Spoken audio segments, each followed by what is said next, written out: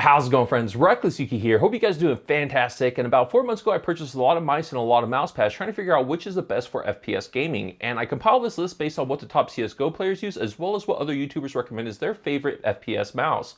Now, this video is going to go over one specifically, but if you'd like to know which is the gaming mouse overall, as far as for FPS games, then definitely check out the video in the link in the description. I basically went over all the 8 mice that I tested and compared them based on categories such as comfort, weight, and performance, since those are the 3 categories I feel are most important when it comes to competitive first-person shooter mouses. So anyways, hope you enjoyed the review, and if you're interested in that video, be sure to check out the link in the description.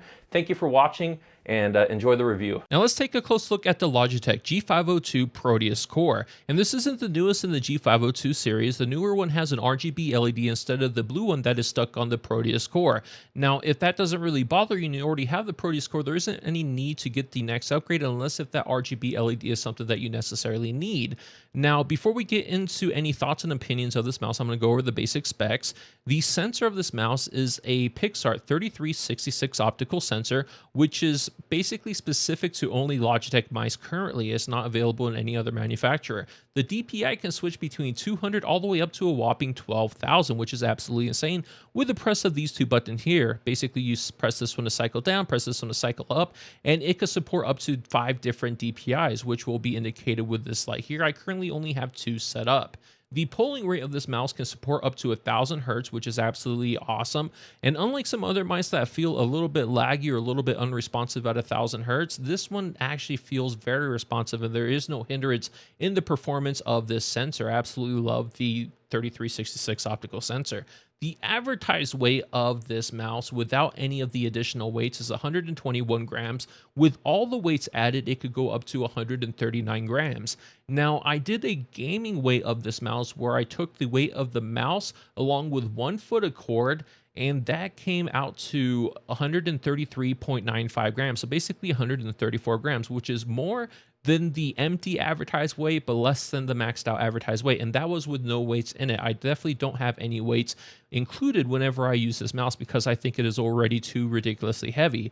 And these are where you would basically put the weights if you needed to put the weights to adjust how you want it. But in my personal preference and opinion, I think it is just too damn heavy. However, it is very solidly built. And the grip styles in which it's advertised to be used specifically is a palm or a claw. And I use a kind of a hybrid between a palm and a claw. So it is perfect for me, and I feel that it is very comfortable, even though it's on the tad bit on the small side for my large hands. And the design of this is for ergonomic right-hand users, where left-handed users aren't going to find this as comfortable. Now, as far as the feel and finish of this mouse, the triggers have a nice rubberized feel. The back kind of just has this matte plastic feel. And on the sides, these have like rubberized dimples to allow you to really grip onto the mouse. I mean, I like the angles of this mouse. They definitely kind of made it not look like the traditional mouse with all these angles and designs and these kind of nice glossy finishes, where it's sitting on your desk. It definitely stands out as a very high-end mouse, and it could almost be considered gimmicky depending on your own personal preference and taste, but I personally like it. And this was the first mouse that I really fell in love with ever since I got back into PC gaming back in the fall of 2014. I really do love this mouse.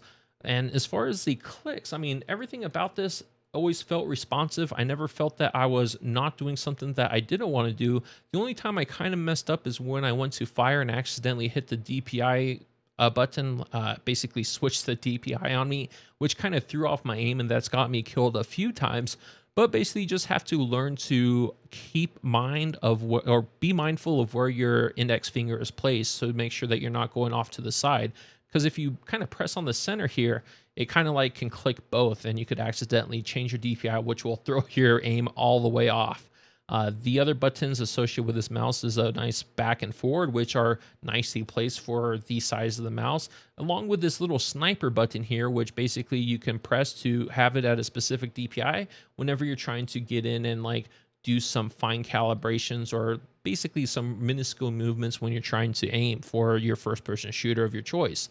The click of the scroll wheel, I have to say, this is the best scroll wheel I've ever had. Like for a gaming mouse, I love the scroll wheel. Like when you hit it, you just know you're in the spot, where every other scroll wheel just feels mushy. But I absolutely love the scroll wheel, and the fact that it's kind of like a metal type of feel, even though I'm pretty sure it's plastic. It kind of feels like metal. Maybe it is metal. I'm not sure, but it definitely has heft to it, where it's not going to be very mushy and spongy. And if you don't like the clicks, then you basically press this button here and it changes into a free spinning wheel, which is something pretty cool, especially if you use only one mouse for gaming and web browsing. You kind of change it right there.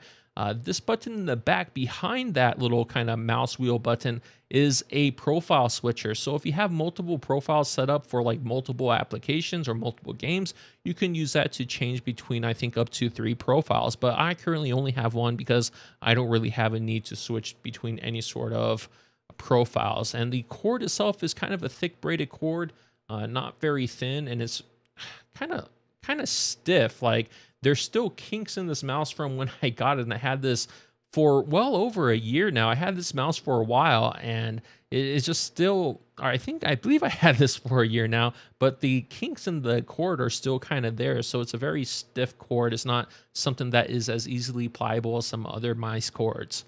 Now, the comfort of this mouse, I have to say, is very comfortable for my hands. Like I said, I have a large hand, like a size L when it comes to motorcycle gloves. But this mouse doesn't feel too small. It kind of has the right feel to it. The only thing I wish it didn't have was all this stuff for weight. Like I kind of wish Logitech would take this mold, maybe make it a little bit bigger and strip it down of any of these like functions and kind of make it a tournament mouse where it'll be as light as humanly possible while maintaining the 3366 sensor. I absolutely love that 3366 sensor. And as far as the shake, if there's any sensor shake, let's see.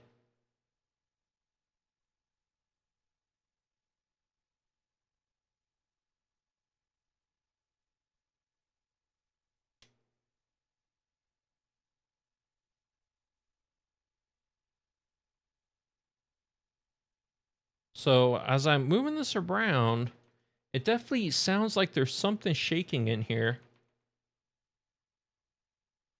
And that's like more prominent than the other mice that I've had that I had a slight sensor shake. So that's something kind of concerning with it, but it's not necessarily a deal breaker because this mouse has been performing flawlessly.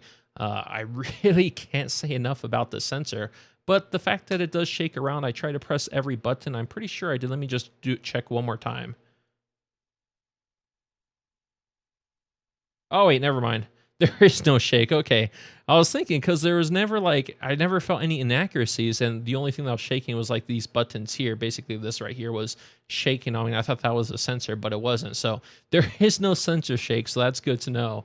Absolutely stunning mouse. I absolutely love this mouse, and I think Logitech really hit a home run. The only thing that I really don't like is the fact that it's so damn heavy. Whenever I'm trying to make minuscule movements, it kind of, I mean, I think the fact that they added all these mouse pads at the bottom, and especially these mouse pads right around the sensor, was an amazing idea. It's the first time I've ever seen something like this where they put like mouse pads right around the sensor.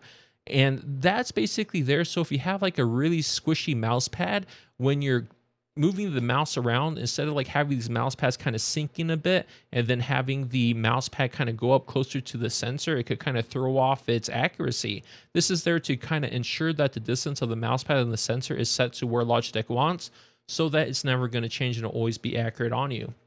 So that is something that I kind of really enjoy about this mouse. Now, I'm not sure if that's true with this, but that's just what I assume through my testing of all the mice and mouse pads I had.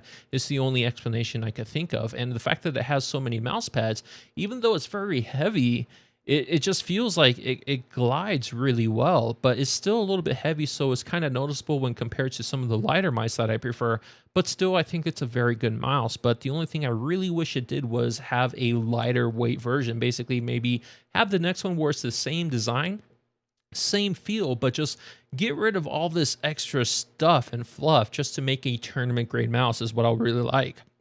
Now, as far as the firmware and program, it definitely has a nice extensive firmware and program that is really easy to use. The user interface is very friendly. So we're going to go switch to that and take a look at that right now. So as you open up the Logitech gaming software, you'll be introduced to this screen here, which basically has the mouse in which you're trying to control the settings of. And you could either choose onboard settings, which is the one that is not blinking, or you could change it over to automatic game detection, which is something I don't really mess with. I prefer to have onboard memory.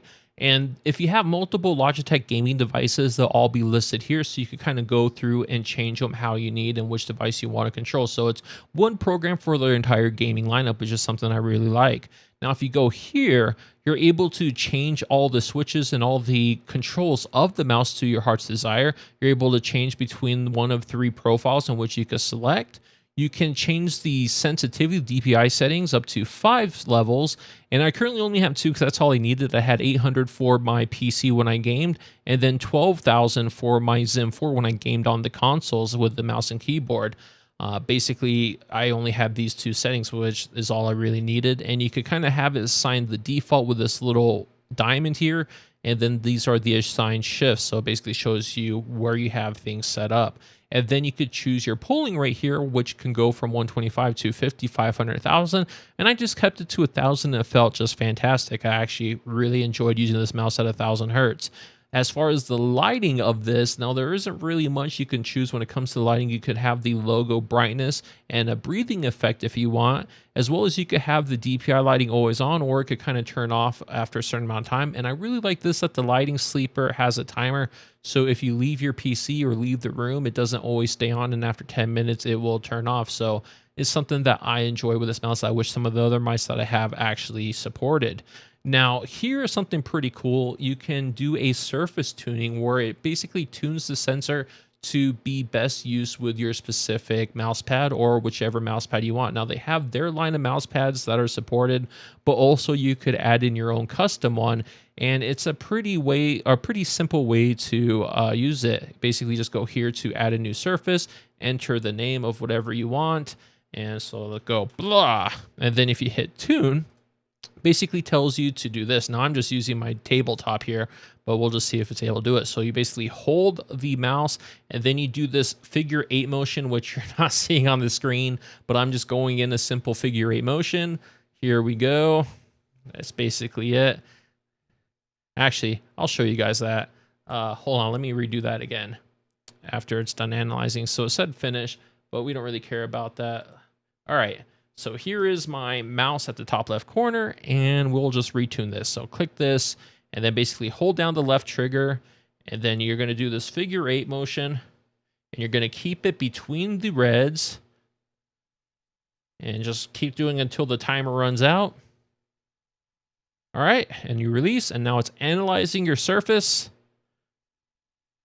and you hit finish.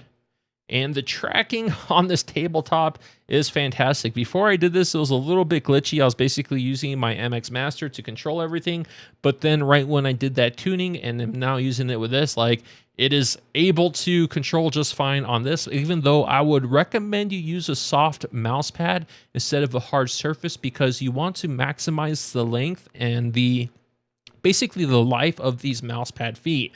You don't want these to basically get torn up because then you have to replace them or maybe possibly replace the whole mouse if you can't find replacements. So I would highly recommend a mouse pad, but this is pretty cool that the surfing does really work. So that's pretty cool. Anyways, disable that and just go back to the program. And then finally, we just have this, which is, I don't even know what this is.